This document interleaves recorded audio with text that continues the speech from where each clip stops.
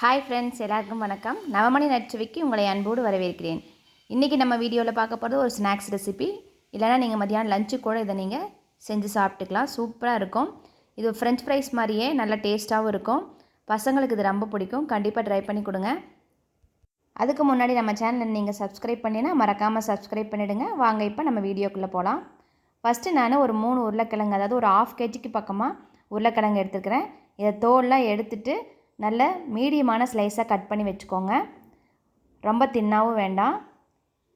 பாருங்கள், இந்த மாதிரி திக்னஸ்க்கு இருந்தால் போதும். கட் பண்ணிவிட்டு அது ஒரு தடவை தண்ணியில் போட்டுட்டு வாஷ் பண்ணிவிட்டு எடுத்துக்கலாம்.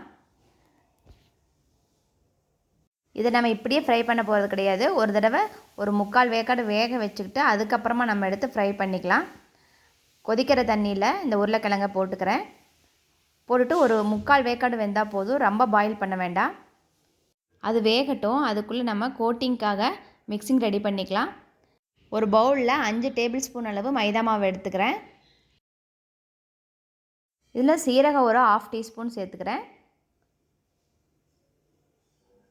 அதுக்கப்புறமா காரத்துக்கு தேவையான அளவு மிளகாத்தூள் போட்டுக்கலாம்.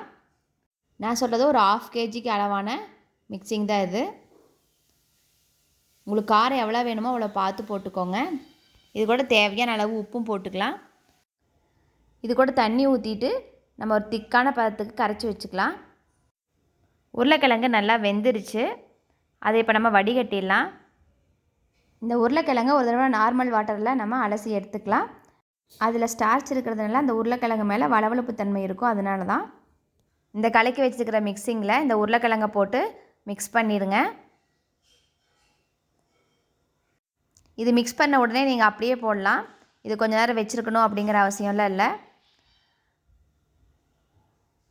நல்லா மிக்ஸ் பண்ணதுக்கப்புறமா ஃப்ரை பண்ணி எடுத்துக்கோங்க. ஃப்ரை பண்ணுறது நீங்கள் சேலோ ஃப்ரை வேணாலும் பண்ணிக்கலாம். இந்த மாதிரி டீப் ஃப்ரை வேணால் கூட பண்ணிக்கோங்க.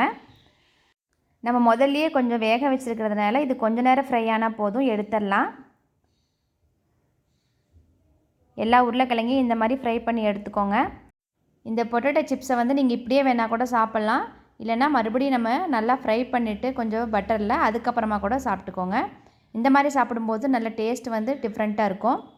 அதுக்காக இப்போ ஒரு கடாயில் பட்டரை போட்டுக்கிறேன். பட்டர் நல்லா மெல்ட் ஆனதுக்கப்புறமா இதில் நம்ம நல்லா பொடியை நறுக்கின பூண்டு சேர்த்துக்கலாம்.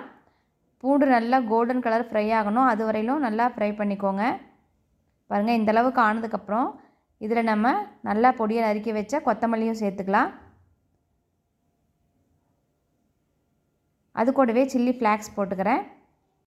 சில்லி ஃப்ளாக்ஸ் வீட்டில் இல்லை அப்படின்னா நீங்கள் மிளகாயை விதையில் எடுத்துட்டு அதுக்கப்புறமா மிக்சியில் அடிச்சுட்டு அது கூட நீங்கள் இதை சேர்த்துக்கலாம்.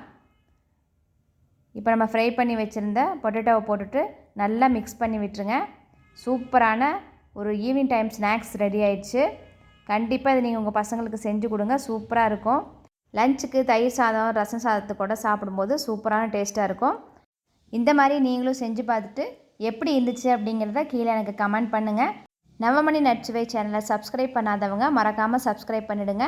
இன்னும் நிறைய ரெசிபிகளோடு நான் உங்களை அடுத்த வீடியோவில் சந்திக்கிறேன். இங்கே எதுவும் சுவைக்கும். தேங்க்யூ.